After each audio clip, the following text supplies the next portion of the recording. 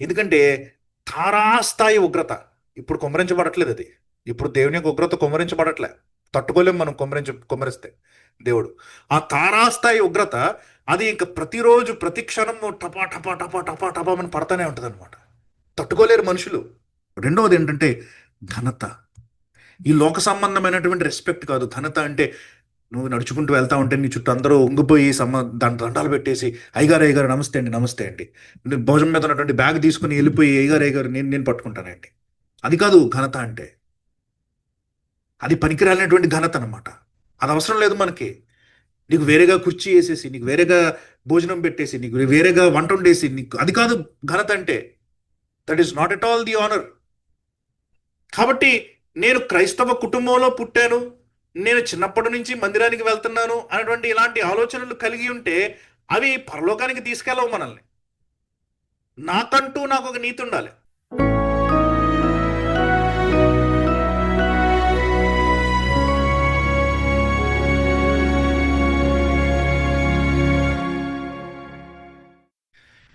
రోమిల్కి రాసిన పత్రిక 2వ అధ్యాయాన్ని మనము ధ్యానిస్తున్నాం.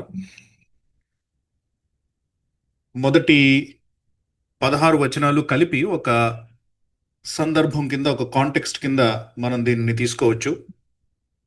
కాబట్టి ఒకసారి ఈ మొదటి 16 వచనాలు నేను మీకు చదివి వినిపిస్తాను. ఆ తర్వాత మనము ఈనాటికి మనం అనుకున్నటువంటి 6వ వచనం నుంచి 10వ వచనం వరకు వచనం వెంబడి వచనాన్ని మనం ధ్యానిస్తూ వెళ్దాం. మొదటి 16 వచనాలు నేను చదువుతున్నాను, దయచేసి వినండి. కాబట్టి తీర్పు తీర్చు మనుషుడా, నీవెవడవైనను సరే నిరుత్తరుడవై ఉన్నావు. దేని విషయంలో ఎదుటివానికి తీర్పు తీర్చుచున్నావో దాని విషయంలో నీవే నేరస్తుడు అని తీర్పు తీర్చుకొనుచున్నావు. ఏలయనగా తీర్పు తీర్చు నీవును అట్టి కార్యములనే చేయుచున్నావు కావా? అట్టి కార్యములు చేయువారి మీద దేవుని తీర్పు సత్యమును అనుసరించినదే అని ఎరుగుదుము. అట్టి కార్యములు చేయువారికి తీర్పు తీర్చుచు వాటినే చేయుచున్న మనుష్యుడా, నీవు దేవుని తీర్పు తప్పించుకుందువని అనుకుందువా? లేదా దేవుని అనుగ్రహము మారు మనసు పొందుటకు నిన్ను ప్రేరేపించుచున్నదని ఎరుగుక ఆయన అనుగ్రహైశ్వర్యమును సహనమును దీర్ఘశాంతమును తృణీకరించదువా? నీ కాఠిన్యమును మార్పు పొందని నీ హృదయమును అనుసరించి ఉగ్రత దినమందు, అనగా దేవుని న్యాయమైన తీర్పు బయలుపరచబడు దినమందు నీకు నీవే ఉగ్రతను సమకూర్చుకొనుచున్నావు. ఆయన ప్రతివానికి వాని వాని క్రియల చొప్పున ప్రతిఫలమిచ్చును. సత్క్రియను ఓపికగా చేయుచు మహిమను ఘనతను అక్షయతను వెతుకువారికి నిత్యజీవమునిచ్చును. అయితే భేదములు పుట్టించి సత్యమునకు లోబడక దుర్నీతికి లోబడి వారి మీదికి దేవుని ఉగ్రతయు రౌద్రమును వచ్చును. దుష్కార్యమును చేయు ప్రతి మనుష్యుని ఆత్మకు మొదట యూదునికి గ్రీసు దేశస్థునికి కూడా శ్రమయు వేదనయు కలుగును. సత్క్రియ చేయు ప్రతివానికి మొదట యూదునికి గ్రీసు దేశస్థునికి కూడా మహిమయు ఘనతయు సమాధానమును కలుగును. ఈ వచనాలు మనం 10వ వచనం దాకా ఈరోజు చూద్దాం. కానీ సందర్భం 16వ వచనం వరకు వెళ్తుంది కాబట్టి 11 నుంచి కూడా చదువుతున్నాం. దేవునికి పక్షపాతం లేదు. ధర్మశాస్త్రము లేక పాపము చేసిన వారందరూ ధర్మశాస్త్రము లేకయే నశించెదరు. ధర్మశాస్త్రము కలిగిన వారే పాపము చేసిన వారందరూ ధర్మశాస్త్రానుసారముగా తీర్పు నొందుదురు. ధర్మశాస్త్రము వినువారు దేవుని దృష్టికి నీతిమంతులు కారు గాని ధర్మశాస్త్రమును అనుసరించి ప్రవర్తించువారే నీతిమంతులుగా ఎంచబడుదురు. ధర్మశాస్త్రము లేని అని జనులు స్వాభావికముగా ధర్మశాస్త్ర సంబంధమైన క్రియలను చేసిన ఎడల వారు ధర్మశాస్త్రము లేనివారైనను తమకు తామే ధర్మశాస్త్రమైనట్టున్నారు. అట్టి వారి మనస్సాక్షి కూడా సాక్ష్యమిచ్చుచుండగను వారి తలంపులు ఒకదాని మీద ఒకటి తప్పు మోపుచు లేక తప్పు లేదని చెప్పుచుండగను ధర్మశాస్త్రానుసారము తమ హృదయములందు వ్రాయబడినట్టు చూపుచున్నారు. దేవుడు నా సువార్త ప్రకారము యేసుక్రీస్తు ద్వారా మనుష్యుల రహస్యములను విమర్శించు దినమందు ఈలాగు జరుగును. మొదటి 5 వచనాలను కనుక మనం జ్ఞాపకం చేసుకుంటే, పౌలు ఇది యూదులకి ప్రత్యేకంగా చెప్తా ఉన్నట్లు మనము గత వారము నేర్చుకున్నాం. ఎందుకంటే మొదటి అధ్యాయము చివరిలో విగ్రహారాధన చేస్తున్నటువంటి మనుషులకి పౌలు వ్రాస్తా ఉన్నట్లు, లేకపోతే వారిని గూర్చి పౌలు రాస్తా ఉన్నట్లు మనం అర్థం చేసుకున్నాం. ఎందుకంటే ఆయన 19వ వచనం మొదటి అధ్యాయంలో చూస్తా ఉంటే దేవుని గూర్చి తెలియశక్యమైనది ఏదో అది వారి మధ్య విశదమై ఉన్నది. అయినప్పటికీ కూడా ఆయన అదృశ్య లక్షణములు, దేవత్వము, జగదుత్పత్తి మొదలుకొని సృష్టింపబడిన వస్తువులను ఆలోచించడం వలన తేటపడుచున్నవి అన్నటువంటి విషయాలను వారు గమనిస్తూ కూడా దేవుని యొక్క దేవత్వము కానీ, దేవుని యొక్క గొప్పతనము కానీ, ఆయన యొక్క శక్తి కానీ, ఇవన్నీ కూడా వారికి తెలిసి కూడా వారు దేవునిని కేవలము మానవ రూపమునకు లేకపోతే ఒక ప్రాణి రూపమునకు మార్చారు. కాబట్టి విగ్రహారాధికులకు ప్రత్యేకించి రాస్తున్నట్లు మనం అర్థం చేసుకోగలిగాం. మొదటి అధ్యాయంలో ఉన్నటువంటి ఆ ఆఖరి మాటలు ప్రత్యేకించి విగ్రహారాధికుల కొరకు నియమింపబడినటువంటి మాటలు. ఇప్పుడు రెండవ అధ్యాయంలో ఆ విగ్రహారాధికులను చూస్తూ, విగ్రహారాధన తర్వాత భయంకరమైనటువంటి కామపూరితమైనటువంటి పనులు చేస్తూ, ఆ తర్వాత తమ యొక్క నైతిక విలువలను కోల్పోయినటువంటి మానవుని చూస్తూ, వారి మీద వేలు చూపించి వారికి తీర్పు తీరుస్తున్నటువంటి వ్యక్తులను సంబోధిస్తున్నాడు ఇక్కడ రెండవ అధ్యాయం ప్రారంభం నుంచి కనుక మనం చూస్తే. కాబట్టి తీర్పు తీర్చు మనుష్యుడా అని అంటున్నాడు కదా. నీవెవరవైనను సరే నిరుత్తరుడవై ఉన్నావు, దేని విషయంలో ఎదుటి వారికి తీర్పు తీర్చుచున్నావో దాని విషయంలో నీవే నేరస్తుడవని తీర్పు తీర్చుకొనుచున్నావు. ఏలయనగా తీర్పు తీర్చు నీవును అట్టి కార్యములనే చేయుచున్నావు. ఎట్టి కార్యములు పైన మొదటి అధ్యాయం చివరిలో చెప్పబడినటువంటి కార్యములు అనమాట. కాబట్టి పౌలు ఇక్కడ తన ఆర్గ్యుమెంట్ని బిల్డ్ చేసుకుంటూ వస్తున్నాడు. రెండవ అధ్యాయం ప్రారంభంలో ఇప్పటి వరకు నేను విగ్రహారాధికుల గురించి మాట్లాడాను కాబట్టి రెండవ అధ్యాయం ప్రారంభం నుంచి ప్రత్యేకంగా యూదుల గురించి మాట్లాడుతూ ఉన్నాడు. ఈ యూదుల గురించినటువంటి ఈ మాటలు ఇక మూడవ అధ్యాయం వరకు కూడా ఆయన మాట్లాడుతూ ఉంటాడు, ప్రత్యేకించి యూదుల గురించి. రెండవ అధ్యాయం ప్రారంభం నుంచి యూదుల గురించి, లేకపోతే విగ్రహారాధన చెయ్యక ఏదో ఒక దేవుడు ఉన్నాడు అన్నటువంటి ఆలోచన కలిగి ఉన్నటువంటి వ్యక్తులను కూడా సంబోధిస్తూ ఉండొచ్చు. యూదులు మాత్రమే కాకుండా మంచి జీవితాన్ని జీవించడానికి ప్రయత్నం చేస్తున్న వ్యక్తులను కూడా సంబోధిస్తూ ఉండొచ్చు. కానీ 17వ వచనం నుంచి స్ట్రైట్ ఫార్వర్డ్గా యూదులకి ఆయన మాట్లాడుతూ ఉంటాడు. కాబట్టి రెండో అధ్యాయము మొత్తం అంతా కూడా యూదులకే ముఖ్యంగా అని అర్థం చేసుకున్నా సరే, మొదటి 16 వచనాల్లో యూదులకి, కొంతమంది యూదులు కాని వ్యక్తులు కూడా, విగ్రహారాధన చేయనటువంటి కొంతమంది వ్యక్తులకి కూడా సంబోధిస్తున్నట్లు అనుకోవచ్చు. కానీ జనరల్గా యూదులకే అని మనం అర్థం చేసుకుంటాం అనమాట. కాబట్టి ఈ వచనాలు రాస్తున్నటువంటి పౌలు, యూదులకి రాస్తా ఉన్నటువంటి పౌలు ఇప్పుడు చెప్తా వస్తున్నాడు, నువ్వు ఎందుకు తీర్పు తీరుస్తున్నావు, నువ్వు అలాంటి కార్యములే చేస్తూ వారికి తీర్పు తీరుస్తున్నావు. 2 లక్షణాలు బహుశా నిన్ను ప్రేరేపిస్తున్నాయేమో అలాంటి బుద్ధి నువ్వు చూపించడానికి. మొదటి లక్షణము ఏంటి అనంటే, ఆయన 3వ వచనంలో చెప్తా ఉన్నాడు, అట్టి కార్యములు చేయవారికి తీర్పు తీర్చుచు వాటినే చేయుచున్న మనుషుడా, నీవు దేవుని తీర్పు తప్పించుకుందామని అనుకుందువా? అది మొదటి ఆలోచన అనమాట. నేను దేవుని తీర్పును తప్పించేసుకుంటానేమో అని అనుకుంటా ఉన్నాడు అనమాట. దేవుడు నన్ను తీర్పు తీర్చడేమో, దేవుని యొక్క తీర్పులోనికి నేను రానేమో, నేను యూదుడిని కాబట్టి, నేను అబ్రహాం యొక్క కుమారుడిని కాబట్టి, నేను వాగ్దానములు పొందినటువంటి వ్యక్తిని కాబట్టి దేవుని యొక్క తీర్పులోనికి నేను రానేమో అన్నటువంటి ఆలోచన కలిగి ఉన్నటువంటి వ్యక్తివా? లేదా 4వ వచనంలో అడుగుతున్నాడు, దేవుని అనుగ్రహము మారు మనసు పొందుటకు నేను ప్రేరేపించుచున్నదని ఎరుగుక ఆయన అనుగ్రహ ఐశ్వర్యమును, సహనమును, దీర్ఘశాంతమును తృణీకరించుదువా అని అంటున్నాడు. అంటే అయితే దేవుని తీర్పును తప్పించుకుంటాను అన్న ఆలోచన నీకు ఉండాలి, లేదంటే అసలు ఈ దేవుని యొక్క తీర్పు గురించినటువంటి ఆలోచనే నీకు మనసులో లేకుండా ఉండాలి. దేవుని యొక్క తీర్పు గురించినటువంటి అవగాహనే నీకు లేకుండా ఉండాలి. దేవుడు నిన్ను మారు మనసుకు ప్రేరేపిస్తున్నాడని నీ పక్షాన తీర్పు తీర్చకుండా ఆయన జాగ్రత్తగా నిన్ను ఇంతవరకు కాపాడుకుంటూ వస్తున్నాడంటే, మారు మనసు పొందుతావు ఏదో ఒక రోజు అన్న ఆలోచనతో దేవుడు నిన్ను కాపాడుతున్నాడు అన్నటువంటి ఆలోచన నీకు లేదనమాట. ఈ 2 కారణాల వలన మాత్రమే నువ్వు ఇంకా నీ పాపపు స్థితిలో నుంచి మార్పు చెందక అదే పాపములు చేస్తూ పైపెచ్చు పాపములు చేస్తున్నటువంటి వ్యక్తులకు తీర్పు తీర్చేటువంటి పరిస్థితిలో కూడా ఉన్నావేమో అని పౌలు యూదుల్ని ప్రశ్నిస్తా ఉన్నాడు. కాబట్టి అంటున్నాడు 5వ వచనంలో, నీ కాఠిన్యమును మార్పు పొందని నీ హృదయమును అనుసరించి ఉగ్రత దినమందు, అనగా దేవుని న్యాయమైన తీర్పు బయలుపరచబడు దినమందు నీకు నీవే ఉగ్రతను సమకూర్చుకొనుచున్నావేమో చూసుకో అని అడుగుతున్నాడు అనమాట. దేవుని ఉగ్రత ఎప్పుడైతే బయలుపడతాదో ఆ దినానికి నీకు నీవే ఉగ్రతను తెచ్చుకుంటున్నావేమో. ఎందుకంటే హృదయము కఠినంగా అయిపోయింది, నీకు మారు మనసు పొందట్లేదు. నువ్వు నీ హృదయ కాఠిన్యమును బట్టి కానీ, లేకపోతే మార్పు పొందినటువంటి ఆ యొక్క స్థితిని బట్టి కానీ దేవుని యొక్క ఉగ్రత దినమందు ఉగ్రతను సమకూర్చుకుంటున్నావేమో. బ్యాంక్ బ్యాలెన్స్లో వేసుకుంటున్నట్లు దేవుని యొక్క ఉగ్రతను నువ్వు ఒక్కొక్కటి బ్యాంక్ బ్యాలెన్స్లో వేసుకుంటున్నావేమో. చివరికి అది ఉగ్రత దినమందు నీ మీద కుమ్మరించబడబోతుంది. ఈ ఉగ్రత దినము అన్నటువంటి ఈ కాంటెక్స్ట్ దగ్గర నుంచి ఇప్పుడు పౌలు దాన్ని కొంచెం వివరించడం మొదలు పెడుతున్నాడు అనమాట, కొంచెం ఎక్స్పాండ్ చేస్తున్నాడు అనమాట. అందుకనే నేను మొత్తం 16 వచనాలు మీకు చదివించా. 16వ వచనంలో మరలా మీరు చూస్తే, నా సువార్త ప్రకారము యేసుక్రీస్తు ద్వారా మనుష్యుల రహస్యములు విమర్శించి దినమందు ఇలాగు జరుగును. అంటే 5వ వచనంలో ఇవ్వబడినటువంటి ఉగ్రత దినమును ఇక్కడ లింక్ చేసుకుంటున్నాడు అనమాట. కాబట్టి ఈ 5వ వచనం నుంచి మనం చదువుతున్నటువంటి కాంటెక్స్ట్ అంతా కూడా ఒకటే. 5వ వచనం కూడా మొదటి వచనం నుంచి వచ్చిన కాంటెక్స్ట్ కాబట్టి మొదటి వచనం నుంచి 16వ వచనం దాకా మొత్తం అంతా ఒకటే కాంటెక్స్ట్ కింద మనం అర్థం చేసుకోవాలి. అందుకనే నేను మీకు 16 వచనాలు కూడా కలిపి చదివించాను. కాబట్టి ఇప్పుడు పౌలు ఈ ఉగ్రత దినమందు ఏమి జరగబోతుంది, దానికి ఎలాంటి అడుగులు వేసుకుంటూ వెళ్తారు మనుషులు అన్నటువంటి కొంచెం వివరణని ఇక్కడ ఇస్తాడు.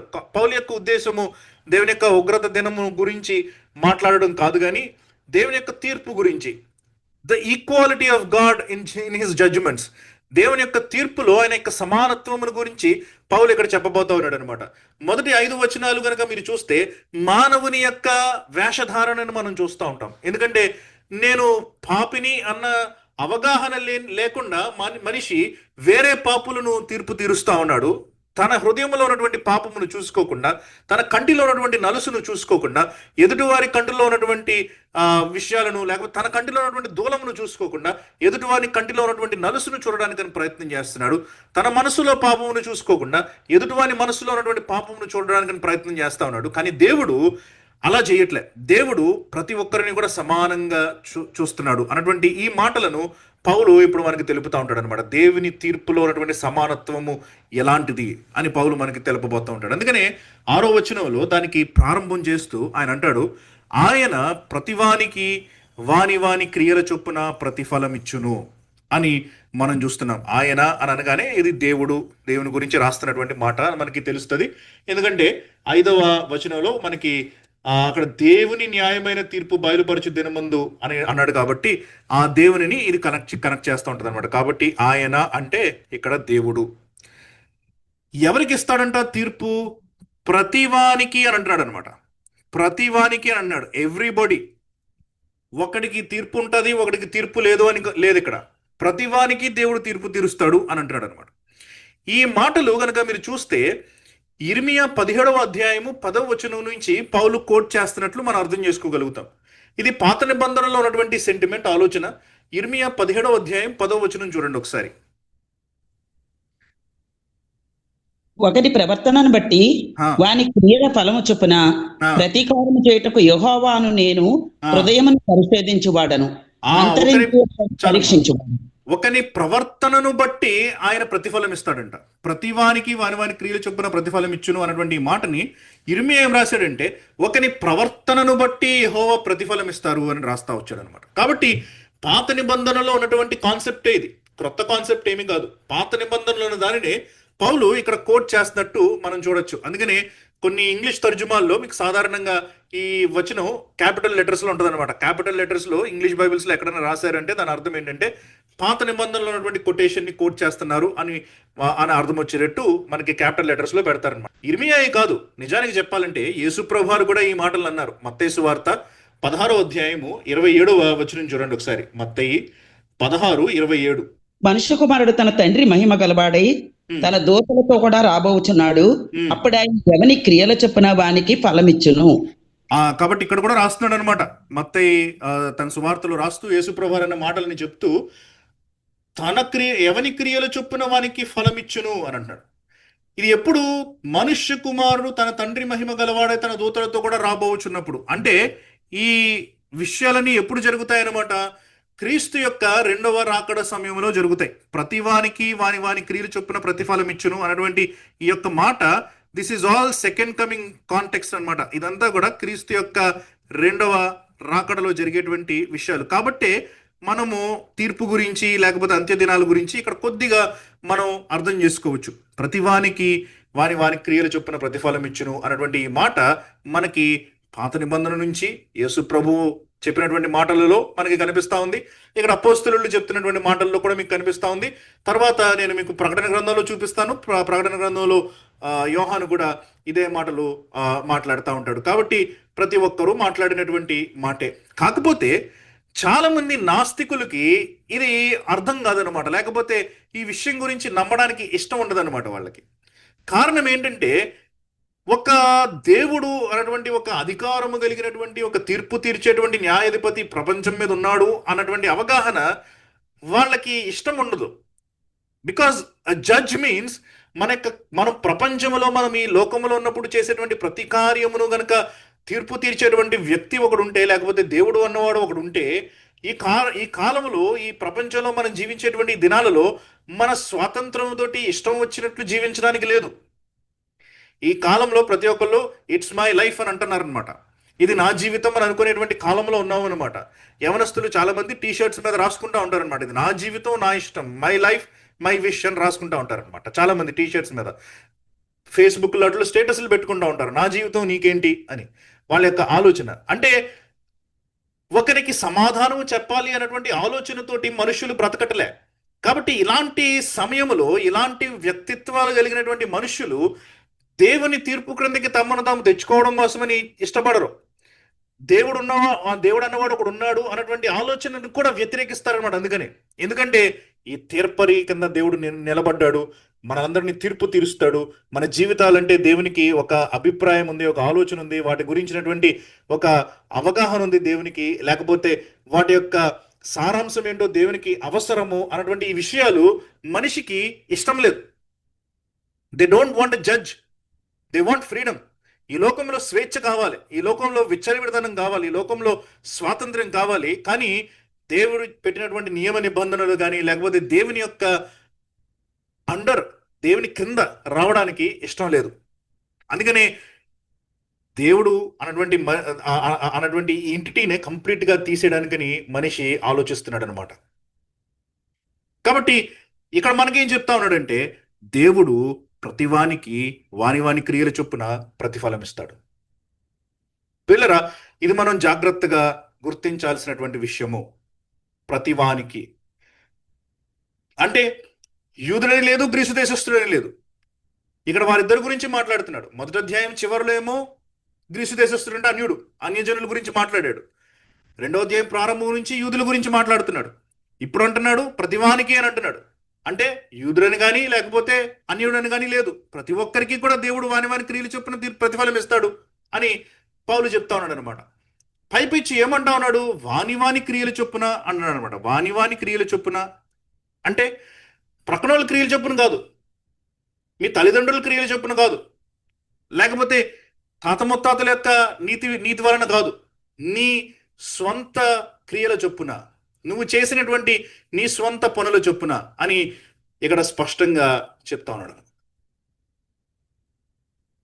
యూదుల విషయంకొచ్చి ఆలోచిస్తే ఒక్క క్షణం ఈ వాని అన్నటువంటి మాటను ఆలోచించడానికంటే ముందు యూదుల గురించి కనుక మనం ఆలోచిస్తే, యూదుల యొక్క ఆలోచన అంతా ఏంటంటే, మేము యూదులము కాబట్టి, అబ్రహాం యొక్క కుమారులం కాబట్టి, దేవుని వాగ్దానాలు మావి కాబట్టి మాకు ఈ తీర్పే లేదు, మాకు తీర్పు అయిపోయింది, బబులోనికి దేవుడు మమ్మల్ని తీసుకుని వెళ్ళాడు, శ్రమ అనుభవించాం, అన్యజనుల క్రింద మేము నలిగాము కొన్ని సంవత్సరాలు, కాబట్టి మా తీర్పు అయిపోయింది, ఇక మరలా మేము తీర్పు తీర్చబడం అన్నటువంటి ధీమాలో వాళ్ళు బ్రతుకుతా ఉన్నారు. అబ్రహాముకి దేవుడు వాగ్దానం చేశాడు. ఆదికాండం 12వ అధ్యాయం మనం తీయక్కర్లేదు, కానీ మనకు తెలుసు, నీ నామమును బట్టి నేను ప్రపంచంలో ఉన్నటువంటి ప్రతి దేశాన్ని ఆశీర్వదిస్తాను, సకల జనాల్ని నేను ఆశీర్వదిస్తాను అన్నాడు. నీ సంతానాన్ని నేను అభివృద్ధి పొందిస్తాను, హెచ్చిస్తాను అని ఆయన రకరకాల వాగ్దానాలు చేశాడు అబ్రహాముకి. కాబట్టి ఈ వాగ్దానాలన్నీ మావే, we are the sole heirs of these promises అని వాళ్ళు అనుకుంటున్నారు. అబ్రహాం యొక్క సంతానము అన్నటువంటి ఆలోచన వాళ్ళ మనస్సుల్లో ఉంది. దీనిని కౌంటర్ చేశారు యేసుప్రభువారు కూడా. మత్తయి సువార్త 3వ అధ్యాయం తీయండి ఒకసారి. మత్తయి సువార్త 3వ అధ్యాయము 9వ వచనం చూడండి. అయితే అబ్రహాము మాకు తండ్రి అని మీలో మీరు చెప్పుకొని తలంచవద్దు. దేవుడు ఈ రాళ్ల వలన అబ్రహాముకు పిల్లలను పుట్టింపగలడని మీతో చెప్పుచున్నాను. ఇది బాప్తిస్మ ఇచ్చే యోహాను అన్న మాట. కాబట్టి అబ్రహాము మీకు తండ్రిని మీరు అనుకోవద్దు, దేవుడు రాళ్ల వలన కూడా అబ్రహాముకు పిల్లలను పుట్టిస్తాడు అని మత్తయి సువార్తలో బాప్తిస్మ ఇచ్చే యోహాను అన్నాడు. కాబట్టి యోహాన్ అన్నటువంటి ఈ మాట యోహాన్ అంటున్నాడు అనమాట, నేను అబ్రహాము కుమారుణ్ణి అని మీరు విర్రవీగిపోవద్దు. అబ్రహాము కుమారుడు అన్న దాంట్లో ప్రత్యేకత ఏముంది? అబ్రహాము కుమారుడు అన్న దాంట్లో ప్రత్యేకత ఏముంది? ఆ జీవితం నీలో లేకపోతే యేసుప్రభువారు దాన్ని తీసుకుని యోహాను సువార్త 8వ అధ్యాయం 39వ వచనంలో ఇంకొక రకంగా అన్నారనమాట.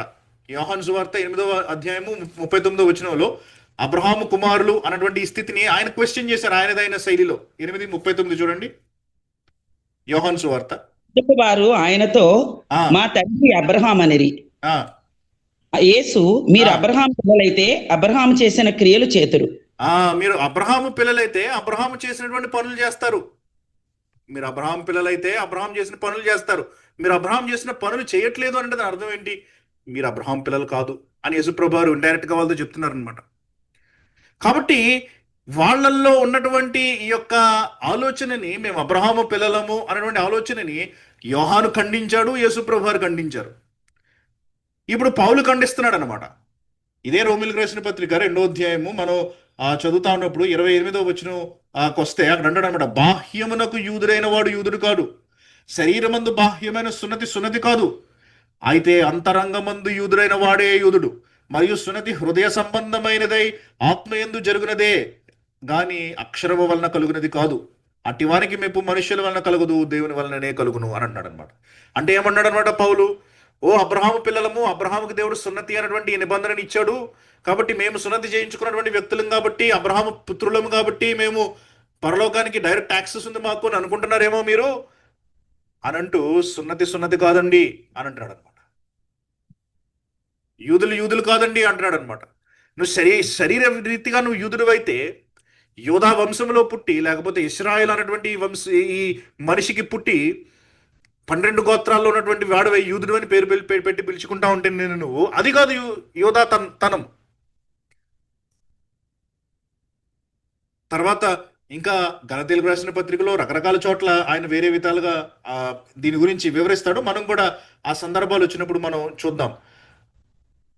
నెట్టుకు ఇప్పుడు 4వ అధ్యాయాన్ని కూడా ఒకసారి చదువుతాను. రోమిలకు రాసిన పత్రిక 4వ అధ్యాయం 11వ వచనం కూడా ఒకసారి చదువుతాను.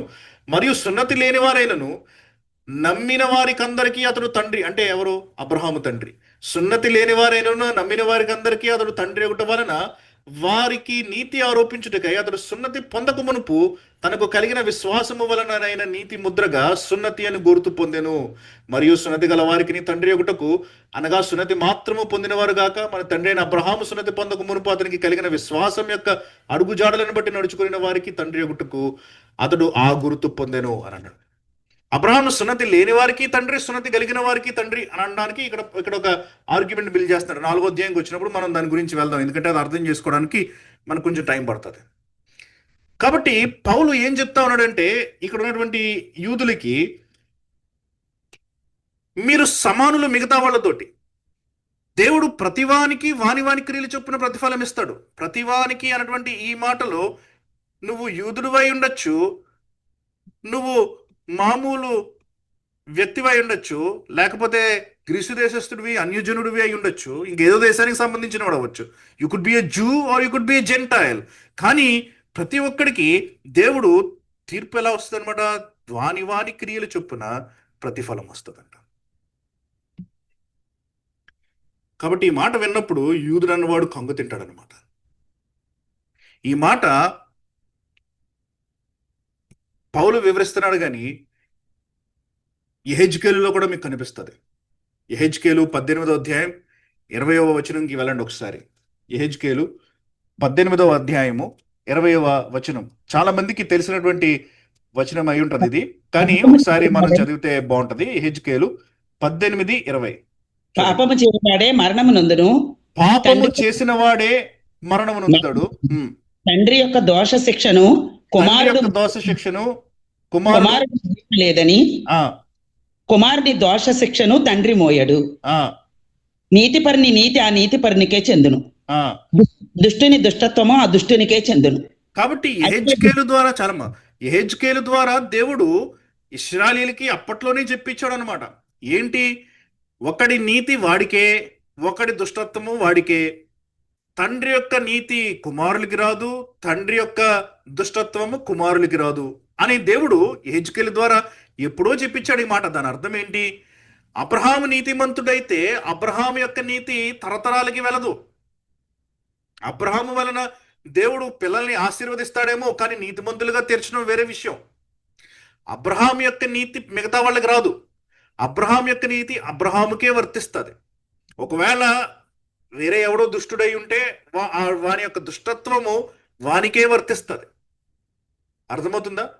కాబట్టి నేను క్రైస్తవ కుటుంబంలో పుట్టాను, నేను చిన్నప్పటి నుంచి మందిరానికి వెళ్తున్నాను అనేటువంటి ఇలాంటి ఆలోచనలు కలిగి ఉంటే అవి పరలోకానికి తీసుకెళ్ళవు మనల్ని. నాకంటూ నాకు ఒక నీతి ఉండాలి, నాకంటూ నాకు కొన్ని క్రియలు ఉండాలి, నాకంటూ నేను ఒక ఫలాన్ని పొందుతూ ఉండాలన్నమాట. లేకపోతే నేను పరలోకానికి చేరను, లేకపోతే దేవుని తీర్పు దగ్గర నేను నిలబడతానన్నమాట. ప్రతివానికి వాని వాని క్రియల చొప్పున ప్రతిఫలం ఇచ్చును. ఎంత స్పష్టంగా ఉందో చూడండి ఇక్కడ. కాబట్టి అబ్రహాం యొక్క నీతి మాకు ఆపాదించబడుతుంది అని యూదులు అనుకుంటా ఉంటే వాళ్ళు మధ్యలో ఉన్నారనమాట. నా తండ్రి యొక్క నీతి నాకు ఆరోపించబడుతుంది, లేకపోతే ఆపాదించబడుతుంది, దేవుడు నాకు ఇస్తున్నాడు అని అనుకుంటే మనం కూడా పొరపాటులో ఉన్నాం. నేను చాలా ముఖ్యమైనటువంటి క్రైస్తవ కుటుంబంలో పెరిగానండి. మా నాన్నగారు చాలా పెద్ద ప్రసంగికులండి, లేకపోతే చాలా మందిని మార్చారండి, లేకపోతే దేశంలోనే చాలా ఇన్ఫ్లుయెన్షియల్ నాయకుడు అండి. అయితే ఏంటి, సో వాట్? దేవుడు అడుగుతాడు అనమాట, తండ్రి నీతి నీకు ఆపాదించబడదు కదా, తండ్రి నీతి వల్ల నీకే లాభం లేదు కదా, తండ్రి ప్రార్థనలో నీకు సహాయం చేస్తాయేమో, తల్లి ప్రార్థనలో నీకు సహాయం చేస్తాయేమో, వాళ్ళ నీతి నిన్ను పరలోకానికి తీసుకెళ్తావు, వాళ్ళ నీతి నిన్ను తీర్పులో నుంచి తప్పించలేదు సుఖి. దానికోసం నీకు నువ్వే నీ జీవితాన్ని కట్టుకోవాలి. ఆయన ప్రతివానికి వాని వాని క్రియల చొప్పున ప్రతిఫలం ఇచ్చును. ప్రకటన గ్రంథంలో మీరు చూస్తే 20వ అధ్యాయం చూడండి ఒకసారి. 20వ అధ్యాయము 13వ వచనంలో, 20వ అధ్యాయం అంటే ఇంక అంత్య తీర్పు అనమాట, ఇది చివరి తీర్పు అనమాట. అక్కడ వ్రాయబడుతున్నటువంటి మాటలు చూడండి. 20వ అధ్యాయము 13వ వచనం. సముద్రము తనలో ఉన్న మృతులను అప్పగించాను, మరణమును పాతాళ లోకమును వాటి వశమునున్న మృతులను అప్పగించాను, వారిలో ప్రతివాడు తన క్రియల చొప్పున తీర్పు పొందెను. వారిలో ప్రతివాడు తన క్రియల చొప్పున తీర్పు పొందెను. ప్రియులరా, అంత్య దినమందు మరణించిన వారు తిరిగి లేచినటువంటి ఆ యొక్క సమయంలో గ్రంథాలు విప్పబడినప్పుడు ప్రతి వ్యక్తి కూడా తన తన క్రియల చొప్పున తీర్పు తీర్చబడ్డాడంట. కాబట్టి ప్రతి వ్యక్తి కూడా వాని వాని క్రియల చొప్పున దేవుడు ప్రతిఫలం ఇస్తాడు. నువ్వు మంచి చేస్తే ఈ లోకంలో నీకు మంచి, నువ్వు చెడు చేస్తే ఈ లోకంలో నీకు చెడు అన్నట్టు మనం అర్థం చేసుకోవచ్చు.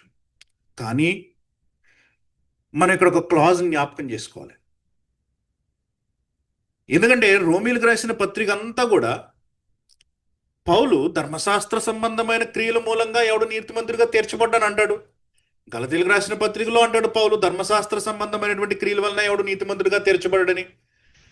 మరి ధర్మశాస్త్ర సంబంధమైన క్రియలేమో నీతిమంతులుగా తీర్చబడవు, నీతిమంతులుగా నిన్ను చెయ్యవు అని అంటున్నటువంటి పౌలు ఇక్కడ ప్రతివానికి వాని వాని క్రియలు చొప్పున ప్రతిఫలం ఇస్తాడు. క్రియలను ఎందుకు ఇంపార్టెంట్ చేస్తున్నాడు ఇక్కడేమో క్రియలను అంటున్నాడు. ఉదాహరణకి రోమీలకు రాసిన పత్రిక తీయండి, మనము అక్కడే ఉన్నాం కాబట్టి 3వ అధ్యాయం చూడండి. 3వ అధ్యాయం 19వ వచనంలో ఏమన్నాడు? ప్రతి నోరు మూయబడినట్లును సర్వలోకము దేవుని శిక్షకు పాత్రమగునట్లును ధర్మశాస్త్రము చెప్పుచున్న వాటన్నిటినీ ధర్మశాస్త్రమునకు లోనైన వారితో చెప్పుచున్నదని ఎరుగుదుము. ఎలాగనగా ధర్మశాస్త్ర సంబంధమైన క్రియల మూలముగా ఏ మనుష్యుడును ఆయన దృష్టికి నీతిమంతుడని తీర్చబడడు అని అంటున్నాడు. ఇక్కడ ఏమంటున్నాడు? ధర్మశాస్త్ర సంబంధమైన క్రియల మూలంగా ఏ మనుష్యుడు నీతిమంతుడిగా తీర్చబడడు అని అంటున్నాడు. 28వ వచనం చూడండి, 3వ అధ్యాయం 28. ధర్మశాస్త్ర సంబంధమైన క్రియలు లేకుండా విశ్వాసము వలననే మనుష్యులు నీతిమంతులుగా తీర్చబడుచున్నారు అని ఎరుగుదుము అని అంటున్నాడు అన్నమాట. ధర్మశాస్త్ర క్రియలు నీతిమంతులుగా తీర్చవు, విశ్వాసము మాత్రమే నీతిమంతులుగా తీర్చబడుతుంది అని రోమీలకు రాసిన పత్రికలో ఇప్పుడు చెప్తా ఉన్నాడు. 3వ అధ్యాయం నుంచి అదే చెప్తాడు. ఇంకా గలతీలకు రాసిన పత్రికలో కూడా మీకు అదే చెప్తాడు. మరి ఇక్కడేమో దాని గురించి మాట్లాడుతూ ఇక్కడేమో మరి క్రియల చొప్పున ప్రతిఫలం ఇస్తాడని అంటున్నాడు. ఎందుకు? చాలా మందికి అర్థం కాదు. ఇక్కడ మీకు కూడా అర్థమవుతుందో అర్థం అవ్వట్లేదు నేను వేస్తున్న ప్రశ్న నాకు తెలియదు, కానీ ఆలోచించండి ఒకసారి, తర్వాత మరలా రికార్డింగ్ విని ఆలోచించండి కూడా కావాలంటే.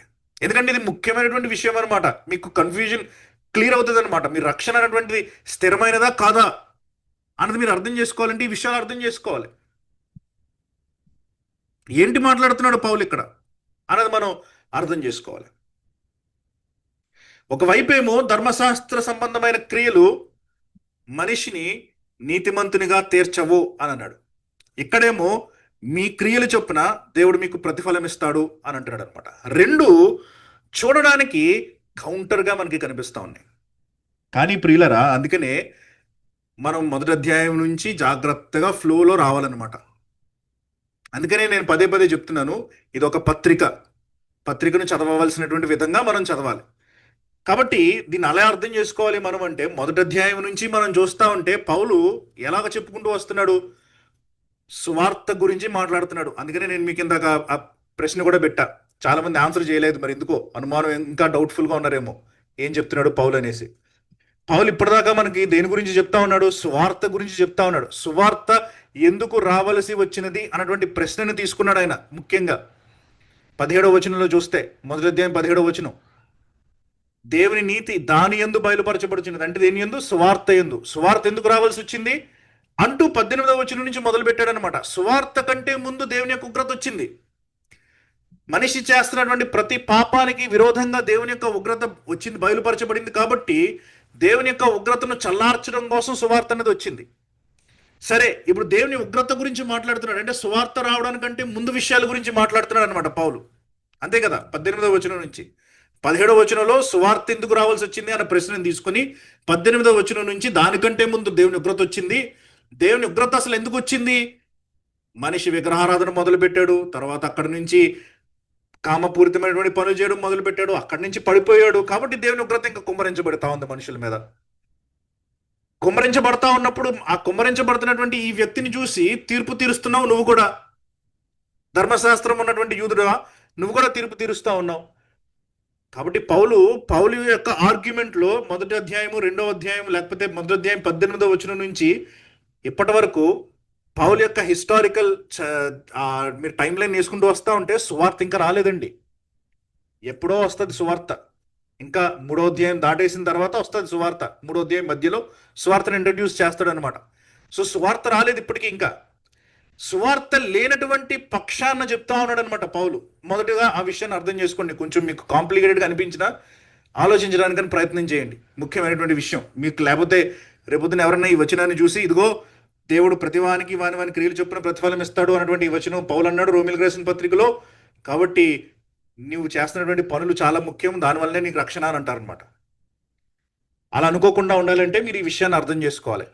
పౌలు రాస్తా ఉన్నటువంటి సీక్వెన్స్లో ఇంకా సువార్త యొక్క ఇంట్రడక్షన్ జరగలేదు. సువార్త రావడానికి ముందు మనుషుల యొక్క ప్రవర్తనని చెప్తా ఉన్నాడు అనమాట పౌలు. ఆ సువార్త రాక మునుపు ప్రతి మనిషికి ఉన్నటువంటి అవగాహన ఏంటంటే, నేను ఏ పని చేస్తే దేవుడు నాకు దాన్ని తగ్గట్టు ప్రతిఫలం ఇస్తాడు అన్నటువంటి అవగాహనని పౌలు ఇక్కడ చెప్తా ఉన్నాడు అనమాట. అది మొదటి విషయం. రెండవ విషయం ఏంటంటే, దేవుడు ఈ క్రియలు అన్న ఈ మాటని మనం అర్థం చేసుకోవచ్చు. సువార్త విషయంలో కూడా మనం అర్థం చేసుకోవచ్చు, రక్షణ విషయంలో కూడా మనం అర్థం చేసుకోవచ్చు. ఎలాగా అనంటే, రోమిలకు రాసిన పత్రిక 4వ అధ్యాయంలోనే చూస్తే 5వ వచనానికి వస్తే అక్కడ రాస్తాడు. 4వ వచనం నుంచి చెప్తున్నాను, 3వ వచనం నుంచి చెప్తున్నాను. లేఖనం ఏమి చెప్తున్నది? అబ్రహాము దేవుని నమ్మెను, అది అతనికి నీతిగా ఎంచబడును. పని చేయువానికి జీతము రుణమే గాని దానమని ఎంచబడదు. పని చేయక భక్తిహీనుని నీతిమంతునిగా తీర్చు వాని యందు విశ్వాసముంచు వానికి వాని విశ్వాసము నీతిగా ఎంచబడుచున్నది అని అంటున్నాడు అనమాట. పని అన్నటువంటి ఆ మాటను మీరు గమనించండి. పని అంటే ఏంటి? వర్క్, లేకపోతే క్రియ అనమాట. పని చేయక, లేకపోతే క్రియలు లేక భక్తిహీనుని నీతిమంతునిగా తీర్చువాని యందు విశ్వాసముంచు వారికి వాని విశ్వాసము నీతిగా ఎంచబడుచున్నది అని అంటున్నాడు అనమాట. పాత నిబంధనలో నువ్వు ధర్మశాస్త్రంలో ఉన్నటువంటి పనులు నువ్వు చేస్తే నీకు నీతి అనమాట. నీతి, ధర్మశాస్త్ర సంబంధమైనటువంటి క్రియ చేస్తే నీకు నీతి అనమాట. కొత్త నిబంధనలోకి వచ్చేసరికి నువ్వు విశ్వాసం ఉంచితే నీకు అది నీతి అనమాట. అర్థమవుతుందా? కాబట్టి పాత నిబంధనలో వర్క్, క్రియ అన్నది ఏం చేస్తూ ఉందో, కొత్త నిబంధనలో ఫెయిత్ అన్నది అది చేస్తూ ఉందన్నమాట. ఒక రకంగా చెప్పాలంటే work is equal to faith అనమాట. లిటరల్లీ కాదు. అక్కడ పాత నిబంధనలో పని ఏం చేస్తా ఉన్నదో క్రొత్త నిబంధనలో విశ్వాసం అది చేస్తూ ఉంది. పాత నిబంధనలో క్రియ ఏం చేస్తా ఉన్నదో క్రొత్త నిబంధనలో విశ్వాసం అది చేస్తూ ఉంది. కాబట్టి క్రియ విశ్వాసము క్రియ చేస్తున్న పనిని సమానంగా చేస్తూ ఉందన్నమాట. ఇన్ఫ్యాక్ట్ దానికంటే బెటర్గా చేస్తూ ఉందన్నమాట. అదే అంటున్నాడు అనమాట 4వ అధ్యాయం 5వ వచనంలో, పని చేయక అంటే క్రియలు చేయక భక్తిహీనుని నీతిమంతునిగా తీర్చు వాని యందు విశ్వాసం ఉంచు వారికి క్రియలు లేవు కానీ విశ్వాసము మాత్రం ఉన్నాయన్నమాట. వీడు అన్యజనుడు, వీడిలో ఏ మంచితనము లేదు, కానీ విశ్వాసము మాత్రం పుట్టిందనమాట. విశ్వాసం ఉంచినప్పుడు వాని యొక్క విశ్వాసం ఏం చేస్తా ఉందన్నమాట, ఈ వర్క్ని బైపాస్ చేసి ఇక్కడ ఉన్నటువంటి ఈ రైచియస్నెస్ని, నీతిని ఇస్తా ఉందన్నమాట. కాబట్టి ఫెయిత్ అన్నది ఏం చేస్తా ఉందంటే పని యొక్క క్రియ యొక్క అవసరం లేకుండానే నీతిని ఇస్తా ఉంది క్రొత్త నిబంధనకు వచ్చేసరికి. కాబట్టి పౌలు ఇంకా పాత నిబంధన కాంటెక్స్లో ఉన్నాడు అన్నటువంటి విషయాన్ని మనం మర్చిపోకూడదు. ఇంకొక విషయం కూడా ఉంది ఇక్కడ. ఈ విశ్వాసము అన్నటువంటిది నిన్ను నీతిమంతునిగా తీర్చినప్పుడు, నీకు రక్షణ అన్నటువంటిది వచ్చినప్పుడు, లేకపోతే సాల్వేషన్ రక్షణ అన్నటువంటిది వచ్చినప్పుడు నువ్వు మళ్ళీ ఏం చేస్తావో తెలుసా? విశ్వాసానికి తగినటువంటి రక్షణకు సంబంధించినటువంటి క్రియలను నువ్వు ప్రొడ్యూస్ చేయడం మొదలు పెడతావు. పాత నిబంధనలో నీ క్రియల మూలంగా రక్షణ వస్తే, లేకపోతే నీతిమంతునిగా తీర్చబడితే, క్రొత్త నిబంధనలో నీ రక్షణ మూలంగా క్రియలు వస్తాయి అన్నమాట. క్రియలు లేకలేవు, not an absence of works but the presence of works after your salvation అనమాట.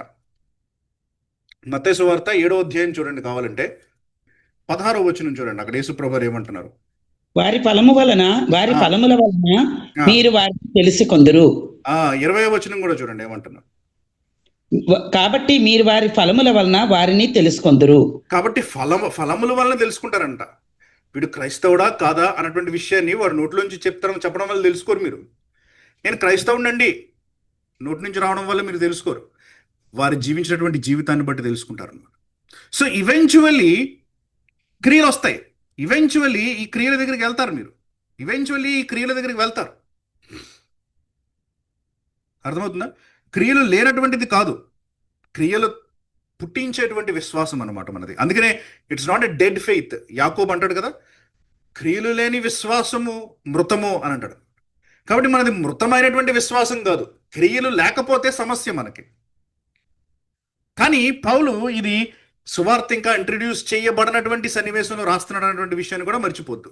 కానీ మనం వర్తించుకుంటా ఉన్నప్పుడు కూడా మన క్రియలు ఈవెన్చువల్లీ వస్తాయి అని మనం మర్చిపోకూడదు. దేవుడు మనల్ని దేని బట్టి జడ్జ్ చేస్తాడో తెలుసా? మనల్ని దేవుడు దేని బట్టి జడ్జ్ చేస్తాడంటే అతి ముఖ్యమైనటువంటి విషయం ఏంటంటే, విశ్వాసం ఉంచారా లేదా ఆయన కుమారుని యందు? విశ్వాసం ఉంచారా లేదా ఆయన కుమారుని యందు? అదే మనకి మోస్ట్ ఇంపార్టెంట్ క్రియ అనమాట, ఒకవేళ అలాగ మనం ఆలోచించుకోవాలనుకుంటే. ఎందుకంటే ఈ వర్క్ అన్నటువంటిది అన్ని తీసి దేవుడు మనకి ఏం పెట్టాడంటే ఫెయిత్ అన్నది పెట్టాడు అనమాట.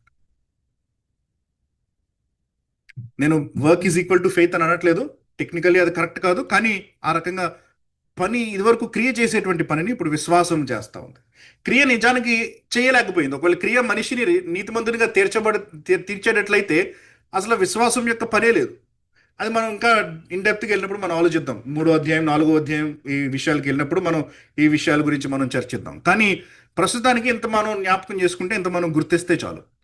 ప్రతివానికి వాని క్రియలు చొప్పున ప్రతిఫలం ఇస్తాడు దేవుడు అని అంటా ఉన్నప్పుడు, ఇక్కడ క్రియ మనం చేయవలసినటువంటి పనుల గురించి చెప్తా ఉన్నా సరే, మనం ఎలా అన్వయించుకోవాలంటే రక్షణ తర్వాత మనకు వచ్చేటువంటి క్రియలను బట్టి మనం క్రియలు అని మనం అర్థం చేసుకోవచ్చు దీన్ని. కానీ పౌలు ఇది రాస్తున్నటువంటి సందర్భాన్ని కనుక మనం యాజ్ ఇట్ ఈస్గా అర్థం చేసుకోవాలంటే, ఆ టైంలో ఇంకా సువార్త వచ్చినట్లు పౌలు రాస్తున్నటువంటి క్రమంలో మొదటి అధ్యాయంలోనేమో అన్యజనుల కోసం రాశాడు, 2వ అధ్యాయం ప్రారంభం నుంచి యూదుల కోసమని రాశాడు. సువార్త ఇంకా రావాలి, 3వ అధ్యాయంలో వస్తుంది సువార్త. కాబట్టి దాని ఇంట్రడక్షన్ లేదు. కాబట్టి సువార్త రావడానికి ముందు దేవుడు ఇలాగా చేసేవాడు అని చెప్తా ఉన్నాడు అనమాట. అని చెప్తూ తర్వాత నెక్స్ట్ వచనానికి వెళ్తే 7వ వచనంలో ఏమంటున్నాడంటే, వీరిని డివైడ్ చేస్తున్నాడు అనమాట. 2 గుంపుల కింద డివైడ్ చేశాడు 7వ వచనంలో. ఒకటి ఏంటంటే, సత్క్రియను ఓపికగా చేయుచు మహిమను ఘనతను అక్షయతను వెదుకు వారికి నిత్య జీవం ఇచ్చును అని అన్నాడు. సత్క్రియను ఓపికగా చేయొచ్చు.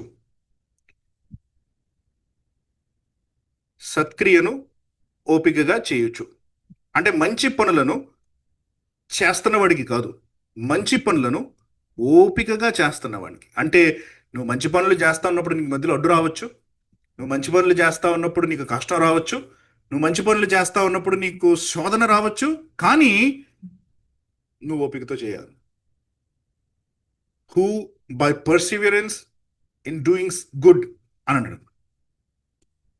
అంటే పర్సివియర్ చేస్తారనమాట, ఓపికగా చేస్తారనమాట, ఆగరనమాట. ఒక రోజు మంచి పని చేసి ఆహా నేను చాలా మంచి పని చేస్తున్నాను అనుకునే వాళ్ళ గురించి మాట్లాడలే పౌలు ఇక్కడ. కంటిన్యూస్గా మంచి పనులు చేస్తూ ఉంటారనమాట. ఇది గుంపు నెంబర్ 1, ఫస్ట్ గ్రూప్ ఇది. సత్క్రియను ఓపికగా చేస్తూ, ఈ సత్క్రియను ఓపికగా చేసేటువంటి ఈ మంచి వ్యక్తులు ఉన్నారు చూసారా, వీళ్ళంట 3 విషయాలని బాగా వెతుకుతారంట. 3 విషయాలు. ఇది సత్క్రియను ఓపికగా చేయడం అంటే ఏంటో చెప్తున్నాడు అనమాట పౌలు. సత్క్రియను ఓపికగా చేయడం యొక్క పినకల్, మంచితనాన్ని చేసేటువంటి వారి యొక్క పినకల్ అనమాట. అసలు మంచితనము, సత్క్రియ అంటే ఏంటి అని మనం అర్థం చేసుకోవాలంటే, 1 మహిమను వెతుకుతారంట, 2ది ఘనతను వెతుకుతారంట, 3వది అక్షయతను వెతుకుతారంట. వీళ్ళందరికీ దేవుడు ఏం చేస్తాడంట? నిత్య జీవాన్ని ఇస్తాడంట. వీళ్ళందరికీ దేవుడు నిత్య జీవం ఇస్తాడంట.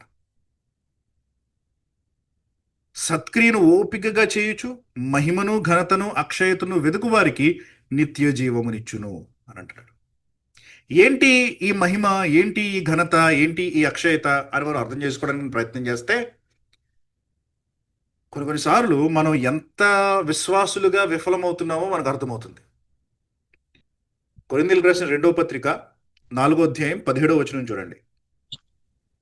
మేము దృశ్యమైన వాటిని చూడక అదృశ్యమైన వాటినే నిదానించి చూచుచున్నాము కనుక క్షణమాత్రముండు మా చులకని శ్రమ మా కొరకు అంతకంతకు ఎక్కువగా నిత్యమైన మహిమ భారమును కలుగ చేయుచున్నది. కాబట్టి ఏమంటున్నాడు? క్షణమాత్రముండు మా చులకని శ్రమ మా కొరకు అంతకంతకు ఎక్కువగా నిత్యమైన మహిమ భారమును కలుగు చేయుచున్నది అని అంటున్నాడు. ఈ లోకములో వచ్చేటువంటి శ్రమ క్షణమాత్రం ఉండేటువంటిది కాబట్టి, కానీ పరలోకంలో దేవుడు ఇచ్చేటువంటి మహిమ అది నిత్యమైనటువంటి మహిమ అని అంటాడు అనమాట. పౌలు యొక్క దృష్టి ఈ నిత్యమైన మహిమ మీద ఉంది, ఈ లోకంలో ఉన్నటువంటి క్షణికమైన శ్రమల మీద లేదనమాట. మన జీవితాలు ఎలా ఉన్నాయండి?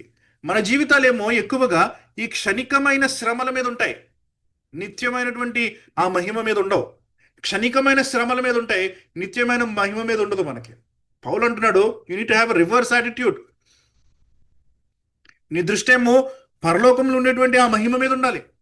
ఇక్కడ అంటున్నాడు కూడా, ఇక్కడ మహిమను వెతకాలి. నువ్వు మహిమను వెతకపోతే నిత్యజీవం ఎందుకు వస్తుంది నీకు? If your attitude it self is not in seeking the glory of God, ఇంకేంటి?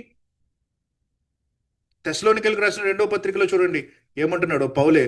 2వ అధ్యాయం 14వ వచనంలో ఏమన్నాడో చూడండి. మీరు ఇలాగున రక్షింపబడి మన ప్రభు అయిన యేసుక్రీస్తు యొక్క మహిమను పొందవలనని ఆయన మా సువార్త వలన మిమ్మను పిలిచెను అని అంటాడు. ఈ మహిమను పొందాలని మనం పిలవబడ్డామంట. అసలు దేవుడు మనల్ని పిలిచిందే ఈ మహిమను పొందడం కోసం అంట. మరి మనకేమో ఈ మహిమ అసలు పట్టదు. పరలోకంలో ఉన్నటువంటి ఈ మహిమ మనం దాని గురించి ఆలోచించం. అసలు మన యొక్క జీవితాన్ని ఆ మహిమ నడిపించదు. ఆ మహిమ కోసం మనం ఊరటపడం, మనం ఆరాటపడం మనకి ఇష్టం లేదు. మనం దాని గురించి పెద్ద పట్టించుకోము. ఈ లోకంలో ఉన్నటువంటి మన పరిస్థితి గురించి ఆలోచిస్తూ ఉంటాం. ఒక ఇల్లు కట్టుకోవాలని ఆలోచిస్తాం, లేకపోతే ఒక మంచి ఇంటిని అందంగా ముస్తాబు చేసుకోవాలని ఆలోచిస్తూ ఉంటాం, లేకపోతే ఉద్యోగం మార్చుకోవాలని ఆలోచిస్తూ ఉంటాం, లేకపోతే సంపాదించాలి, ఇంకా ఎక్కువ సంపాదించాలి, ఇంకా ఎక్కువ సంపాదించాలి అని ఆలోచిస్తూ ఉంటాం. పిల్లల్ని కనాలి, వాళ్ళని చదివించాలి, వాళ్ళకి ఏదో చేయాలని ఆలోచిస్తూ ఉంటాం. కొన్నిసార్లు పరిచర్య గురించి కూడా మనం ఆలోచిస్తూ ఉంటాం. ఇక్కడికి వెళ్ళి పరిచర్య చేయాలి, అక్కడికి వెళ్ళి పరిచర్య చేయాలి, ఈ మందిరానికి వెళ్ళాలి, ఆ మందిరానికి వెళ్ళాలి, ఈయనతో మాట్లాడాలి, ఆయనతో మాట్లాడాలి. అన్ని రకాల ఆలోచనలు మనం కలిగి ఉంటాం, కానీ we never think about the coming glory.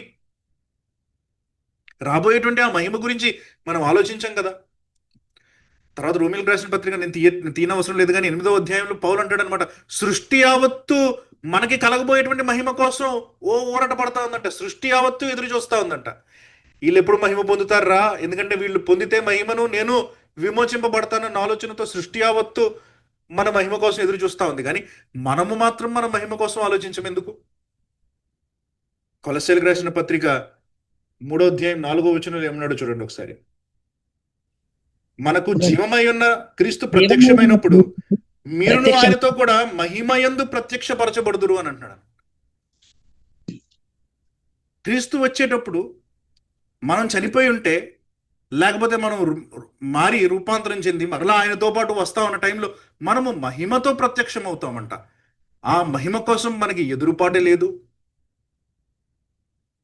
చాలా మంది వృద్ధాప్యంలోకి వచ్చేసిన వాళ్ళు కూడా జీవితంలో ఉన్నటువంటి శ్రమలను దూరం చేసుకోవడానికి చనిపోవాలని ఆశపడతా ఉంటారు. లేకపోతే చనిపోయినటువంటి వ్యక్తుల్ని చూసి వాళ్ళ ప్రియులు, తల్లిదండ్రులు కావచ్చు, భర్తలు కావచ్చు, భార్యలు కావచ్చు, వాళ్ళని గురించి ఆలోచిస్తూ వెళ్ళిపోయి వాళ్ళతో ఉంటే బాగుంటుంది అన్న ఆలోచన కలిగి ఉంటారు. లేకపోతే క్రీస్తుతో అన్న కొంచెం విశ్రాంతి ఉంటుంది నాకు అన్న ఆలోచన కలిగి ఉంటాం. కానీ మహిమ గురించి ఆలోచించం మనం. We never think about the glory. కానీ పౌలు ఏమంటున్నాడంటే, సత్క్రియను ఓపికగా చేయడం అంటే ఏంటో తెలుసా? ఆ యొక్క మహిమను వెతుకుతూ ఉంటాం మనం. ఎందుకంటే ఎప్పుడు నేను ఆ మహిమను పొందుతాను? When will I be this glorious? నేను క్రీస్తు యొక్క మహిమను నా మీదకి నేను ఎప్పుడు రిఫ్లెక్ట్ చేసుకోగలను? ఆయన మహిమలో నేను పాలిభాగస్వామిని ఎలా అవుతాను? నేను ఆ మహిమ కోసం ఆరాట పడతా ఉంటాను అనమాట, ఊరట పడతా ఉంటాను అనమాట, ఆలోచిస్తూ ఉంటాను అనమాట, కంగారు పడతా ఉంటాను. నేను తీసుకునే ప్రతి నిర్ణయము ఆయన మహిమ గురించే ఉంటుంది అనమాట. నేను ఆ మహిమలో చెయ్యి వేయాలి, నేను ఆ మహిమలో ప్రవేశించాలి. నేను కూడా చనిపోయినప్పుడు రాస్తాం అనమాట, మహిమలో ప్రవేశించారు, ఎంటర్డ్ ఇన్ టు గ్లోరీ. ఏంటా గ్లోరీ? జీవితంలో అసలు ఎప్పుడన్నా ఆలోచించామా గ్లోరీ కోసమని? ప్రియులరా, పౌలు అంటున్నాడు, ఎవడు సత్క్రియను ఓపికగా చేస్తాడో వాడిలో ఉన్నటువంటి మొట్టమొదటి లక్షణం ఏంటంటే మహిమని వెతుకుతాడు. తను పొందబోయేటువంటి మహిమ కోసం ఆశపడతాడు. రెండవది ఏంటంటే ఘనత. ఈ లోక సంబంధమైనటువంటి రెస్పెక్ట్ కాదు. ఘనత అంటే నువ్వు నడుచుకుంటూ వెళ్తా ఉంటే నీ చుట్టూ అందరూ ఉంగిపోయి దండాలు పెట్టేసి, అయ్యగారు నమస్తే అండి, నమస్తే అండి, భోజనం మీద ఉన్నటువంటి బ్యాగ్ తీసుకుని వెళ్ళిపోయి అయ్యగారు నేను పట్టుకుంటానండి. అది కాదు ఘనత అంటే. అది పనికిరాలినటువంటి ఘనత అనమాట. అది అవసరం లేదు మనకి. నీకు వేరేగా కుర్చీ వేసేసి, నీకు వేరేగా భోజనం పెట్టేసి, నీకు వేరేగా వంట వండేసి, నీకు అది కాదు ఘనత అంటే. That is not at all the honour. ఏది ఘనతో తెలుసా? మత్తయి సువార్త 25:21 తీయక్కర్లేదు. తలాంతులుగా ఇచ్చినటువంటి ఆ యొక్క ఉపమానంలో, మీనాలు ఇచ్చినటువంటి ఆ యొక్క ఉపమానంలో యేసుప్రభు అంటారు, బలా నమ్మకమైన మంచి దాసుడా. అది నిజమైనటువంటి ఘనత అంటే. ఎంతమంది జీవితాలు దేవుని ద్వారా బలా అని అనిపించుకోవాలి అన్నటువంటి ఆశతో ఉన్నారు మీరు? దేవుడు మనల్ని చూస్తూ ఉన్నప్పుడు, దేవుడు గురించి మీరు ఆలోచిస్తున్నప్పుడు అసలు ఎప్పుడైనా ఈ ఆలోచన మనసులో ఉందా? నేను క్రీస్తు దగ్గర నిలబడినప్పుడు క్రీస్తు నన్ను పిలిచి బలా అనంటే. యవనస్తులు అనుకుంటా ఉంటారనమాట, ఫ్రెండ్స్ దగ్గర నేను చాలా గొప్ప రావాలి, క్లాస్లో నాకు అందరికంటే మంచి పేరు రావాలి, అబ్బా నేను నడుచుకుని వస్తూ ఉంటే అసలు నా ఫ్రెండ్స్ నన్ను చూసి విజిల్ చేయాలి అన్న ఫీలింగ్లు వస్తూ ఉంటాయి కొంతమంది యవనస్తులకి. ఉద్యోగాలు చేస్తున్న వాళ్ళు అనుకోవచ్చు అనమాట, నాకు అందరికంటే మంచి రికగ్నిషన్ రావాలి, నన్ను ఆఫీస్లో ఉన్న వాళ్ళందరూ మెచ్చుకోవాలి, నన్ను మా బాస్ పిలిచి employee of the year, student of the year, లేకపోతే ఇంకేదో ఆఫ్ ద ఇయర్ అని ఇస్తే బాగుంటుంది, అందరికంటే మంచి అవార్డు ఇస్తే బాగుంటుంది, నంబర్ 1 ర్యాంక్ వస్తే బాగుంటుంది. మంచిదే, honour in this world is good. కానీ పరలోకంలో బలా అని అనిపించుకోకపోతే ఇదంతా ఎందుకు చేసి వ్యర్థం కదా. పనికి మాలినట్టుల కోసం మనం పరితాపం చెందుతాం, కానీ పనికి వచ్చేటువంటి దానికోసం మనం పరితాపం ఎందుకు చెందాం?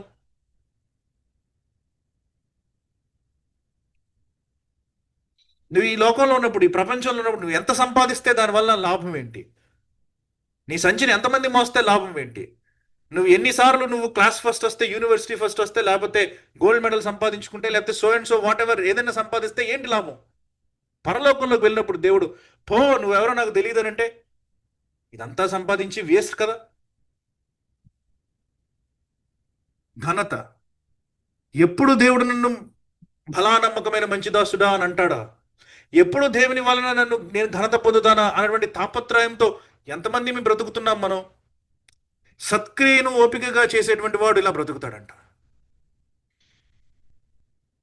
సత్క్రియ అంటే ఏదో పక్కింట్లో ఏదో ఇబ్బంది ఉంది వాళ్ళకి వెళ్ళి తీర్చేస్తే సత్క్రియ కాదు. ఎవరికో అప్పు అవసరం ఉంది కాబట్టి నా దగ్గర డబ్బులు ఉన్నాయి నేను ఇచ్చేస్తే సత్క్రియ కాదు. ఎవరికో బట్టలు లేవు నేను వాళ్ళకి బట్టలు ఇస్తే సత్క్రియ కాదు. అది అవి మంచివే కాదని అనట్లే, కానీ సత్క్రియ యొక్క టాప్ మోస్ట్ అతి ప్రాముఖ్యమైనటువంటి సత్క్రియలో అతి ఉన్నతమైనటువంటి సత్క్రియ ఏంటంటే ఈ మూడు: మహిమను, ఘనతను, అక్షయతను వెతుకువారికి. మహిమను, ఘనతను మనం అసలు ఆలోచించేటువంటి విధానంలోనే ఉండం. ఈ ఆలోచనలు మనకి రానే రావు.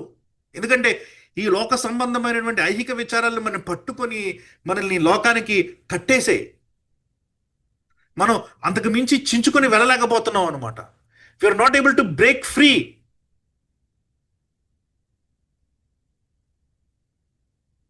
అక్షయత అని అంటాడు.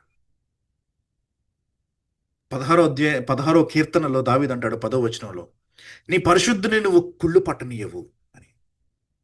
చచ్చిపోతాను అన్నటువంటి ఆలోచన ఉన్నా సరే, అఫ్ కోర్స్ ప్రవచన విధంగా ఆయన యేసు ప్రభువుని సూచిస్తూ రాశాడు. కానీ దావీదు కూడా అనుకుంటా ఉండొచ్చు, నేను ఫర్ ఎవర్ నేను ఈ పాపకోపంలో, ఈ గ్రేవ్లో, ఈ యొక్క సమాధిలో నేను ఉండను.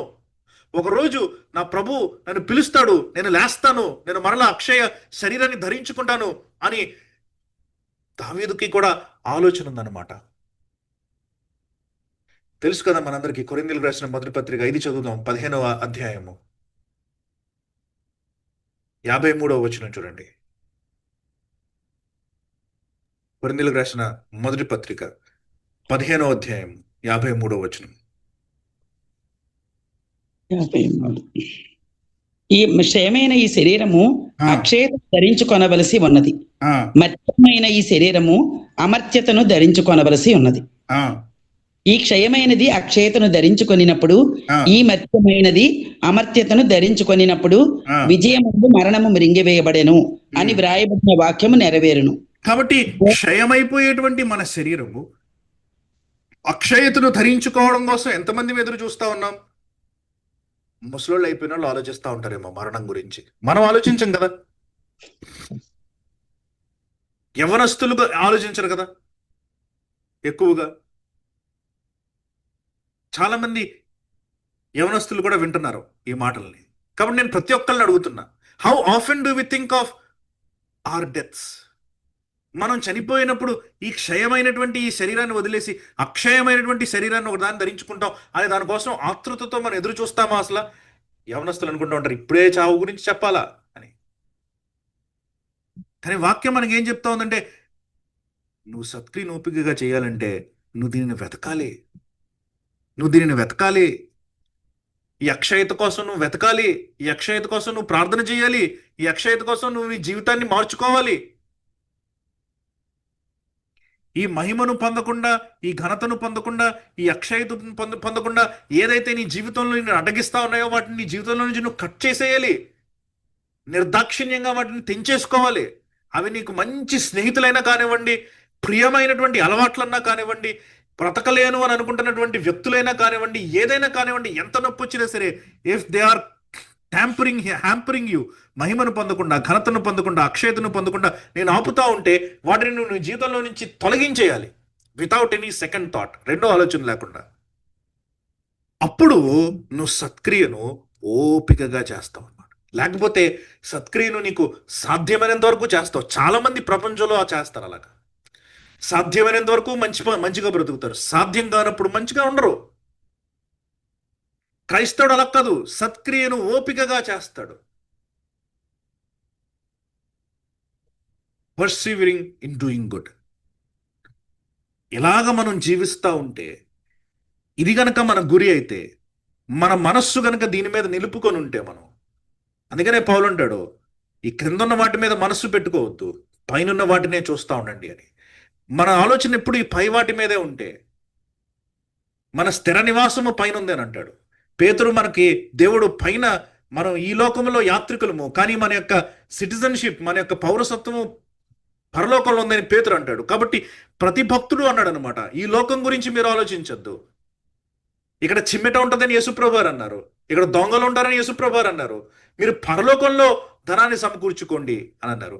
ప్రతి ఒక్కళ్ళు కూడా క్రొత్త నిబంధన అంతా కూడా don't have a perspective of earth, have a perspective of haven అని మనకి పదే పదే చెప్తా ఉంటే మనమేమో ఎర్త్ కావాలి, మాకు ఎర్త్ కావాలి, ఈ గుండ్రంలోనే మేము బ్రతుకుతాం, ఈ గుండ్రంలోనే మేము బ్రతుకుతాం, పరలోకంలోకి వెళ్ళం మేము అన్నట్టు మనమేమో ఈ మహిమ గురించి, ఘనత గురించి, అక్షయత గురించి అసలు ఇవన్నీ మనకు అనవసరం.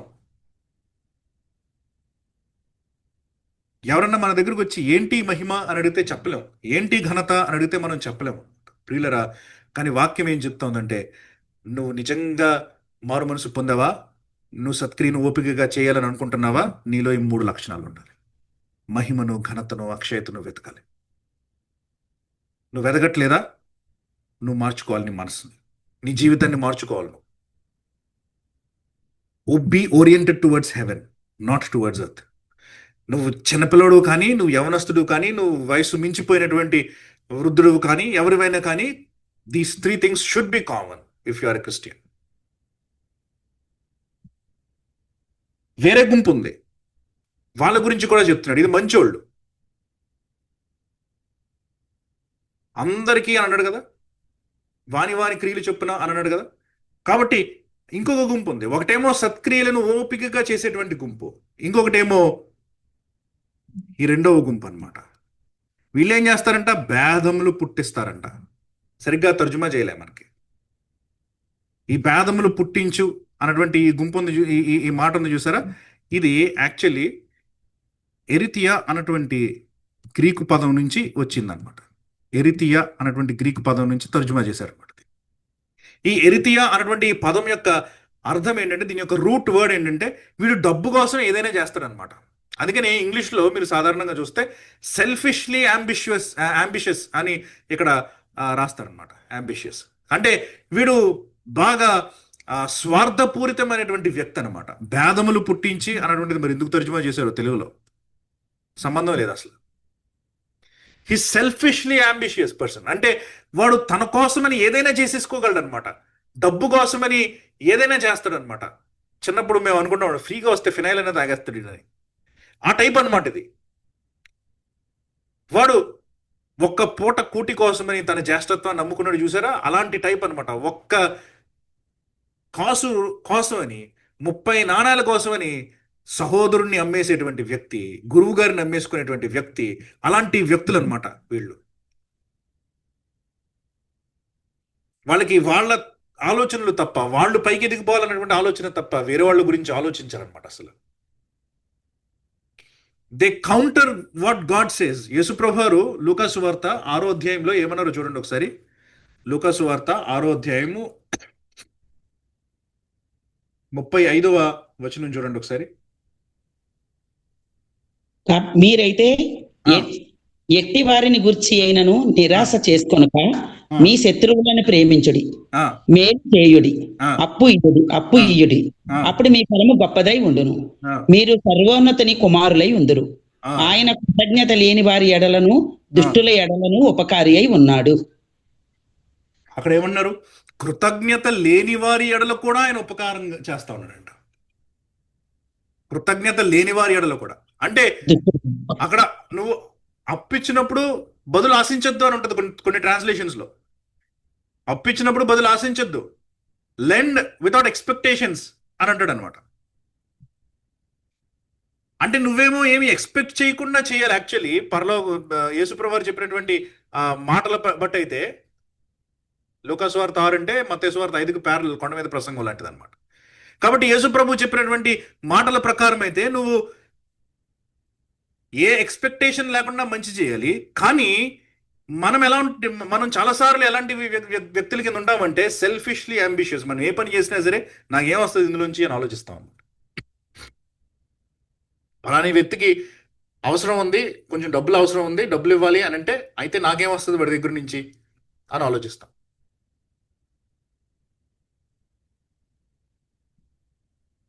అదొకటి సెల్ఫిష్లీ అంబిషియస్, భేదములు పుట్టించి అన్నటువంటి మాట రాశారు. కానీ దీనిని మనం స్వార్థము అని అర్థం చేసుకోవచ్చు. స్వార్థము కలిగిన వాడు అని అర్థం చేసుకోవచ్చు. సత్యమునకు లోబడక అంట. సత్యానికి లోబడరంట వీళ్ళు. యోహాను సువార్త 8:44 తీయక్కర్లేదు, టైం అయిపోతుంది కాబట్టి. యోహాను సువార్త 8:44లో యేసుప్రభు వారు అంటారనమాట, ఆది నుంచి మీ తండ్రి ఆయన అపవాది, వాడు అబద్ధికుడు అని అంటారు.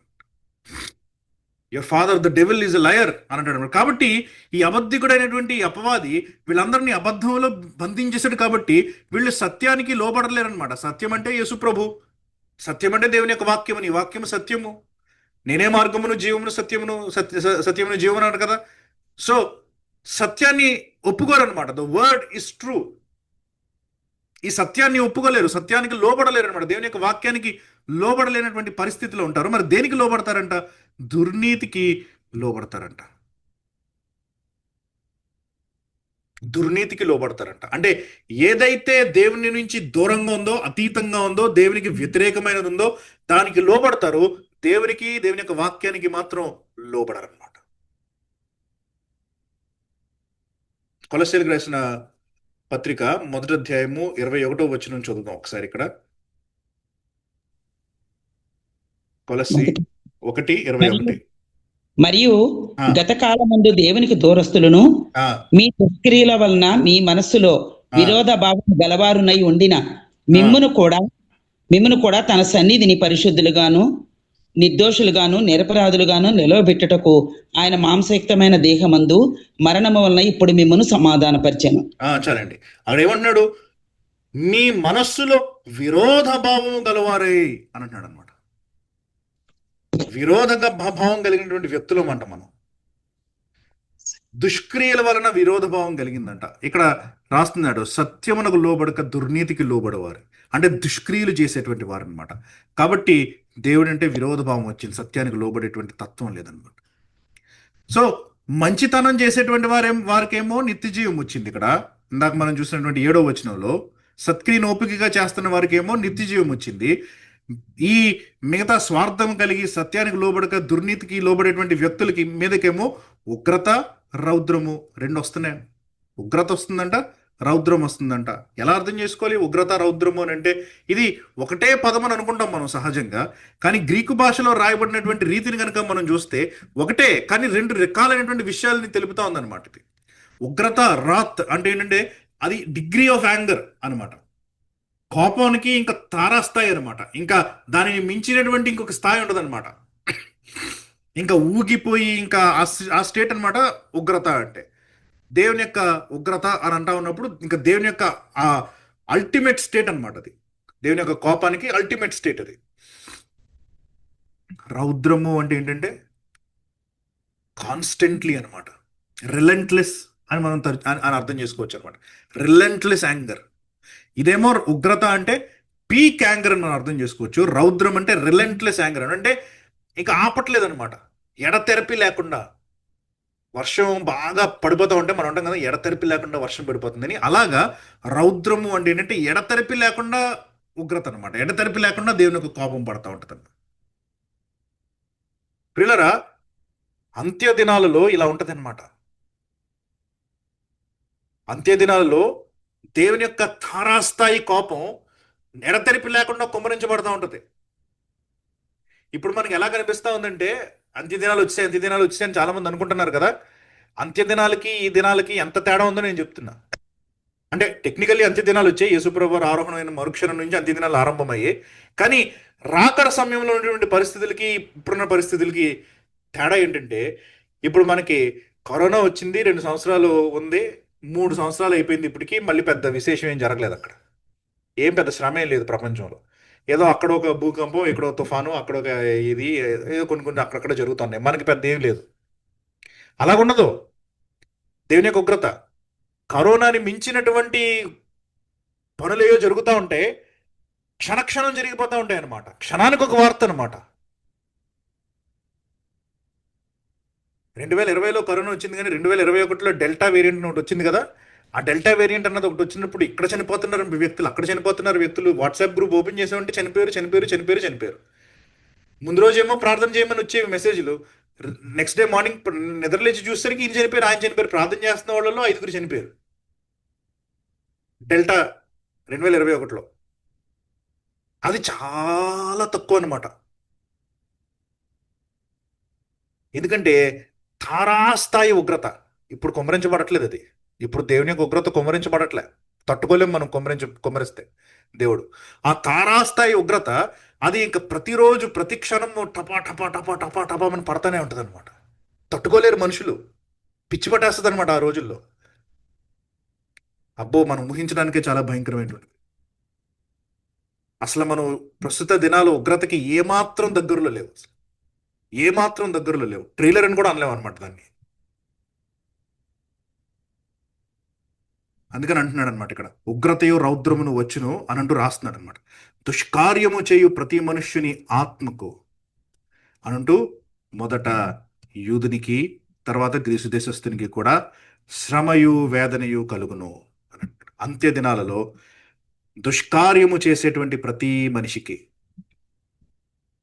దుష్కార్యము చేసేటువంటి ప్రతి మనిషికి అంటే ఇందులో ఈ రెండవ గ్రూప్లో ఉన్నటువంటి ఈ వ్యక్తులకు అనమాట. వీరికి ఏమవుతుందంటే, వాడు యూదులన్నా కానివ్వండి, గ్రీసు దేశస్తులన్నా కానివ్వండి, దేవునికి పక్షపాతం లేదు ఇక్కడ. వాడు ఎలాంటి వాడైనా సరే, నువ్వు దుష్కార్యం చేస్తున్నావా, నువ్వు స్వార్థం కలిగిన వాడై సత్యాన్ని లోబడక దుర్నీతికి లోబడుతున్నటువంటి వ్యక్తివా నువ్వు, నీ మీదకి శ్రమ వస్తుంది, వేదన వస్తుంది అంత్యదినాల్లో. డౌట్ లేదు, ఈక్వల్. కానీ సత్క్రియను చేసేటువంటి ప్రతి వారికి, అంటే ఇక్కడ రాయబడినటువంటి మాటలు అనమాట. సత్క్రియను ఓపికగా చేయొచ్చు అంటూ రాస్తున్నాడు కదా. కాబట్టి ఈ సత్క్రియను చేసేటువంటి ప్రతివానికి మరలా మొదట యూదునికి గ్రీసు దేశస్థునికి కూడా మహిమయు ఘనతయు, ఇక్కడ అన్నాడు సమాధానమును కలుగును గాక అంటాడు. మహిమ ఘనత అన్నది మనం ఇదివరకు వెతికేశాం కదా. సత్క్రియను ఓపికగా చేస్తున్నవాడు ఆల్రెడీ మహిమను వెతుకుతున్నాడు, ఆల్రెడీ ఘనతను వెతుకుతున్నాడు కదా. కాబట్టి వాడికి రెండు దొరికాయి అనమాట. మహిమ దొరికేసింది, ఘనత దొరికేసింది. మహిమ శరీరం పొందాడు, బలానమ్మకమైన మంచి దాసుడు అని దేవుడు అన్నాడు కూడా. కాబట్టి రెండు దొరికాయి, మహిమ దొరికేసింది, ఘనత దొరికేసింది. ప్లస్ దేవుడు ఏం చేస్తున్నాడు, సమాధానమును ఇస్తున్నాడు అనమాట. ఏంటి సమాధానము? ఈ శ్రమ, ఈ వేదన మనకు ఉండవు అన్నటువంటి గ్యారంటీ అనమాట ఇది. కాబట్టి కొన్నిసార్లు మనకు అనుమానం వస్తూ ఉంటుంది కదా, రెండవ రాకడ సమయంలో మనం ఎక్కడ ఉంటామా, లేకపోతే ఎత్తబడిపోతామా అన్నటువంటి ఆలోచన వస్తూ ఉంటుంది కదా. ఈ మాటని కనుక మీరు ఆధారం చేసుకుని దాని గురించి ఆలోచిస్తూ ఉంటే, సత్క్రియ చేయు ప్రతివానికి, వాడు యూదుడైనా గ్రీసు దేశస్థుడైనా, మహిమ ఘనతతో పాటు సమాధానం కూడా వస్తుంది. సమాధానం అన్న పదం ఎందుకు రాశాడు అని అంటే, వీళ్ళకి శ్రమ వేదన కాబట్టి దానికి ఆపోజిట్ సమాధానం కదా. దుష్కార్యము చేసేటువంటి వ్యక్తికి శ్రమ వచ్చింది, దుష్కార్యము చేసేటువంటి వ్యక్తికి వేదన వచ్చింది. సత్క్రియ చేసేవాడికి కూడా శ్రమ వేదన వస్తే ఇంకేంటి, వాడికి వీడికి తేడా ఏంటి? సో సత్క్రియ చేసేవాడికి సమాధానం వస్తుంది. ఒక చిన్న మాట అనమాట ఇక్కడ మనకి దొరుకుతా ఉంది. మీరు ఒక ఇంకా అనుమానం కలిగి ఉంటే, నేను ఉంటామా లేకపోతే ఉండమా, ఎత్తబడిపోతామా ఎత్తబడమా ఏంటి అన్నటువంటి ఆలోచన ఉంటే, ఇక్కడ మీకు పౌలు ఒక హింట్ ఇస్తున్నాడు అనమాట. సమాధానము కలుగుతుంది. కానీ సత్క్రియ చేయు ప్రతివానికి, నేను మారు మనసు పొందాను అని అనుకుంటూ సత్క్రియ చేయకుండా, అంటే పరలోక సంబంధమైనటువంటి విషయాల్ని వెతకకుండా ఈ లోక సంబంధమైనటువంటి జీవితాన్ని జీవిస్తూ ఉంటే మరి డౌట్ఫుల్ లేదు. కాబట్టి ప్రియులరా, పౌలు అంటున్నాడు అనమాట, మనిషిగా నువ్వు వేషధారణ చూపించవచ్చు, నువ్వు తీర్పు తీర్చచ్చు, కానీ దేవుడు ఆయన పక్షపాతం చూపించడు. అందుకనే తర్వాత అంటాడు, దేవునికి పక్షపాతం లేదు అని 11వ వచనంలో. మన దాని గురించి వచ్చే వారం చూద్దాం. కాబట్టి పౌలు యొక్క ఉద్దేశంలో నీకు తీర్పు తీర్చబడుతుంది. లేకపోతే ఆయన 2000 సంవత్సరాల క్రితం రాస్తా ఉన్నాడు కాబట్టి యూదులకి అన్యజనుల గురించి చెప్తా ఉన్నాడు కాబట్టి, ఓ యూదుడా, నీకు తీర్పు తీర్చబడుతుంది, అన్యజనునికి కూడా తీర్పు తీర్చబడుతుంది. నువ్వు సత్క్రియ చేస్తూ ఉంటే, ఓపికగా చేస్తూ ఉంటే, అంటే నువ్వు దేవుని మహిమను వెంటాడుతూ దేవుని దగ్గర నుంచి వచ్చే ఘనతను వెంటాడుతూ నువ్వు గనక అమర్త్యతను లేకపోతే మరణం లేనటువంటి ఆ అక్షయతను నువ్వు కోరుకుంటా ఉంటే దేవుడు నీకు నిత్య జీవం ఇస్తాడు. నువ్వు అది చేయకుండా నువ్వు దేవునికి విరోధంగా, స్వార్థపూరితంగా, సత్యానికి విరోధంగా నువ్వు గనక వెళ్తా ఉంటే, నువ్వు ఎవడమైనా సరే, నువ్వు యూదుడు కానీ నువ్వు క్రీస్తు దేశస్థుడు కానీ, డజంట్ మ్యాటర్, దేవుడు నీకు శ్రమనిస్తాడు.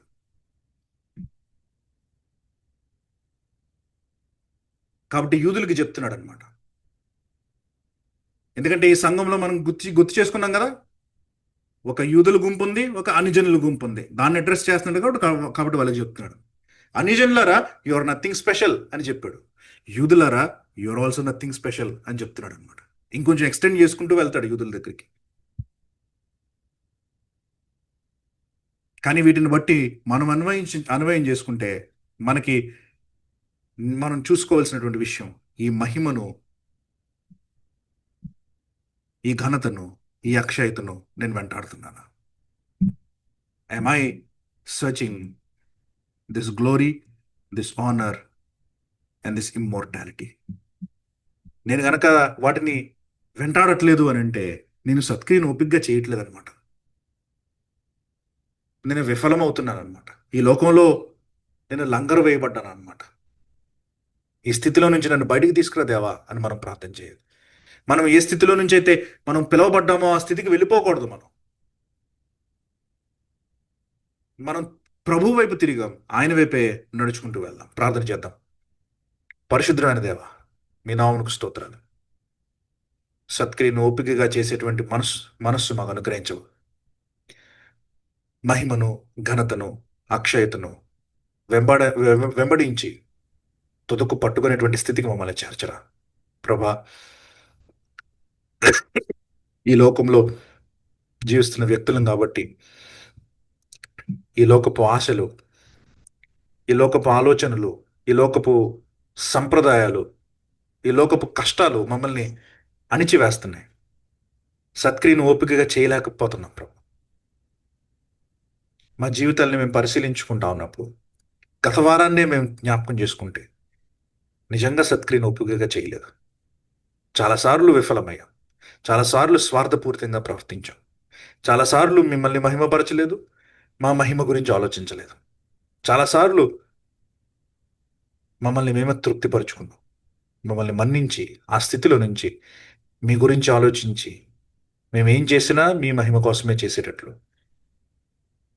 పరలోకంలో ఉన్నటువంటి విషయాలను మాత్రమే దృష్టించేటట్లు మా మనసులను, మా యొక్క ఆలోచనలను, మా యొక్క చూపులను, మా యొక్క తలంపులను మీరే సంపూర్ణంగా త్రిప్పవలసిందిగా మొరపెడుతున్నాను.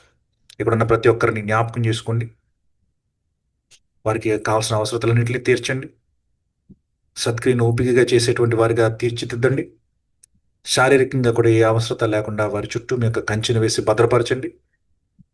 ఉన్న ప్రతి కష్టాన్ని మీరు దూరపరిచి క్రీస్తులో సమాధానాన్ని వారికి అనుగ్రహించవలసిందిగా ప్రార్థిస్తూ త్వరలో రాని యేసు ప్రభు అతి శ్రేష్టమైన నామమున ఈ ప్రార్థన అడిగి వేడుకుంటున్నాను తండ్రి. ఆమేన్. ఆమేన్.